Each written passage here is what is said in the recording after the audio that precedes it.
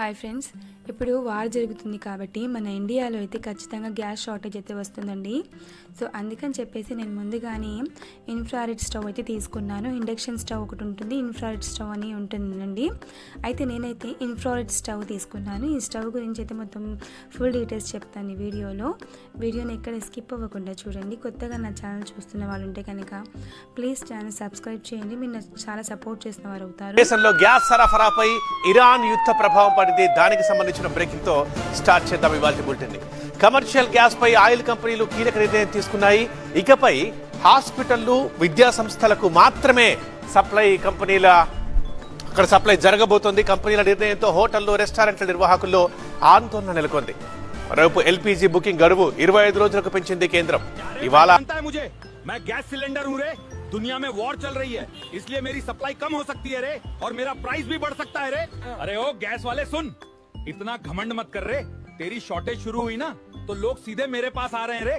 देख लाइन लगी है दुकान में, तुम लोग लड़ते रहो रे। जब गैस महंगी हो जाती है और बिजली भी चली जाती है तब लोगों को याद आता हूँ मैं, देसी चूल्हा रे। ఇదిగోండి ఫ్రెండ్స్, ప్రెస్టీజ్ ఇన్ఫ్రారెడ్ స్టవ్ తీసుకున్నానండి. ఇదైతే అంటే మనకి ఇండక్షన్ స్టవ్ ఒకటి ఉంటుంది, ఇన్ఫ్రారెడ్ స్టవ్ అనేది ఒకటి ఉంటుంది అనమాట. నేనైతే ఇన్ఫ్రారెడ్ స్టవ్ తీసుకున్నాను. ఎందుకంటే ఇండక్షన్ స్టవ్ 2000 రూపీసే అంటుంది, దానికి ఈఎంఐ లేదు అని చెప్పారు. సో ఇదైతే ఈఎంఐ ఉందని చెప్పారు కాబట్టి ఇదే తీసుకున్నాను. నేను ఈ స్టవ్కి అయితే ప్రిఫర్ చేశాను. దీని కాస్ట్ వచ్చేసి నాకు 3460 రూపీస్ పడిందండి. నేను రిలయన్స్ నుంచి తీసుకొచ్చాను, అది కూడా ఈఎంఐ మీద తీసుకొచ్చానండి. 400 రూపీస్ పర్ మంత్కి తీసుకొచ్చాను అనమాట ఈఎంఐ. అలా 9 మంత్స్ పే చేయాలి నేను. ఇక్కడ చూడండి, కంట్రోల్ ప్యానెల్ ఇలా ఉంటుందన్నమాట. మనం అల్యూమినియం, స్టెయిన్లెస్ స్టీల్, కాపర్, అలాగే ఇంకా ఇండక్షన్ కుక్వేర్ అలా మనం ఇక్కడ డిస్ప్లే చేశారు కదండి మనకి బాక్స్ మీద. ఈ మెటల్స్ అన్నీ కూడా మనం యూజ్ చేసుకోవచ్చు అనమాట దీని మీద. నేను బయటికి ఒకసారి ఓపెన్ చేస్తాను చూడండి స్టవ్ ఎలా ఉంటుందో. 1 year వారంటీ అయితే ఇచ్చారండి. అలాగే మ్యాక్సిమం పవర్ వచ్చేసి 2200 వాట్స్. స్టవ్తో పాటుగా మనకి గ్రిల్ కూడా ఇచ్చారండి.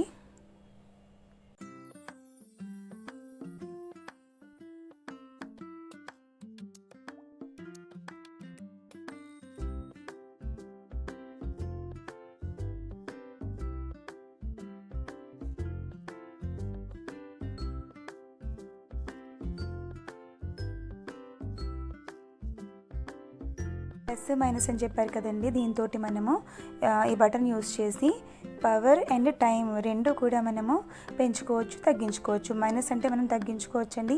ప్లస్ వైపు కనుక మనం బటన్ని రొటేట్ చేస్తే పవర్ని ఇంక్రీజ్ చేసుకోవచ్చు, లేదా టైంని అనేది ఇంక్రీజ్ చేసుకోవచ్చు అనమాట. పైన కంట్రోల్ ప్యానెల్ ఇచ్చారు కదా, దీంట్లో మనకి టైం అండ్ టెంపరేచర్ రెండు కూడా డిస్ప్లే అవుతాయి.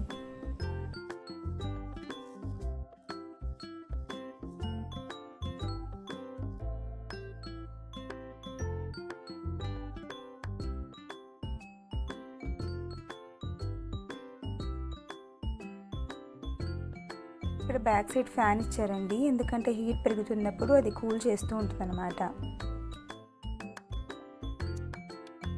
ఇదిగోండి ఫ్రెండ్స్, ఇప్పుడు స్టవ్ అయితే ఆన్ అయిందండి. స్విచ్ చేసిన తర్వాత దాని మీద పవర్ ఆన్ ఆఫ్ బటన్ మీద ఒకసారి క్లిక్ చేస్తే ఆన్ అవుతుంది అనమాట. డబల్ టైం క్లిక్ చేస్తే కనుక అది హాట్ అని చెప్పేసి చూపిస్తుంది. నేనైతే ఇప్పుడు ఆన్ చేసి ప్రెషర్ కుక్కర్ మీద ప్రెస్ చేశాను కదా, అప్పుడు మనకి మ్యాక్సిమం టెంపరేచర్ వచ్చేసి 1200 చూపిస్తుంది. చూడండి, ఇక్కడ 200 డిగ్రీ సెల్సియస్ మీద కూడా మనం పెట్టుకోవచ్చు అనమాట. అలాగే 10 మినిట్స్ నేను టైం సెట్ చేసుకున్నాను. చూసారు కదా, 200 డిగ్రీ సెల్సియస్ మీద 10 మినిట్స్ అయితే నేను ప్రెషర్ కుక్కర్ని పెట్టి కుక్ చేస్తాను అనమాట, ఏదైనా వేసి అందులో. ఇలాగా మనము టైము అలాగే టెంపరేచర్ని కూడా మనం డిక్రీజ్ చేసుకోవచ్చు, ఇంక్రీజ్ చేసుకోవచ్చు. నేను చెప్పాను కదా, 2 టైమ్స్ కనుక క్లిక్ చేస్తే పవర్ ఆన్ ఆఫ్ బటన్ మీద అది హాట్ అవుతుంది అనమాట, ప్లేట్ అనేది. ఒక్కసారి మనం క్లిక్ చేస్తే అది ఆన్ అవుతుంది. డీప్ ఫ్రైకి 500 డిగ్రీ సెల్సియస్ తీసుకునిద్దండి. గ్రిల్కి అయితే 550 డిగ్రీ సెల్సియస్. సాల్ట్కి అయితే 2200 డిగ్రీ సెల్సియస్. అవన్నీ కూడా మ్యాక్సిమం పవర్ అండి, ఓకేనా. అంత పవర్ పెట్టయితే యూస్ చేయవద్దు మీరు. సో పవర్ని అంటే తగ్గించుకొని యూస్ చేయండి, ఎందుకంటే ఇవి ఎలక్ట్రిక్ స్టవ్ కాబట్టి మనం యూస్ చేసేటప్పుడు షార్ట్ సర్క్యూట్ అయ్యి ఫీజ్ ఎగిరిపోవడము అలాంటివన్నీ జరుగుతూ ఉంటాయి. అదే కాకుండా ఇప్పుడు గ్యాస్ షార్టేజ్ వస్తుంది కాబట్టి ఖచ్చితంగా మ్యాక్సిమం అందరూ ఎలక్ట్రిక్ స్టవ్ అవి ప్రిఫర్ చేస్తున్నారండి. నేనైతే నిన్ననే కొనడానికి వెళ్ళాను అనమాట. అప్పటికే స్టవ్స్ అన్నీ కూడా అయిపోయాయి మేడం, ఇది ఒక్కటే ఉంది అని చెప్పారు వాళ్ళు నాకు. సో మీరు ఇది యూస్ చేసేటప్పుడు మాత్రం చాలా జాగ్రత్తగా యూస్ చేయండి. నేను ఇక్కడ డిస్ప్లే చేస్తున్నాను కదా ప్యానల్ మీద ఎలా ఆపరేట్ చేయాలి అని చెప్పేసి, అలాగా తక్కువ టెంపరేచర్ పెట్టుకొని యూస్ చేయండి ఫ్రెండ్స్, ఓకేనా. ఎక్కువ పెట్టేసి త్వరగా అవుతుంది అని చెప్పేసి యూస్ చేస్తే కనుక ఒకవేళ ఫీజ్ ఎగిరిపోతే మళ్ళీ ఇబ్బంది పడాల్సి వచ్చింది. ఏసీ ఉంటాయి మనకి, డిష్ వాషర్ ఇవన్నీ యూస్ చేస్తూ ఉంటాం కాబట్టి కొంచెం మనం పవర్ని తగ్గించుకొని కూడా యూస్ చేసుకోవచ్చు, అది బెటర్ కదా. అలాగే చిన్నపిల్లలు ఉన్న ఇంట్లో అయితే చాలా కేర్ఫుల్గా చాలా జాగ్రత్తగా ఉండాలండి, ఓకేనా. ఇక్కడ చూడండి కాయిల్ ఎలా హీట్ అవుతుందో,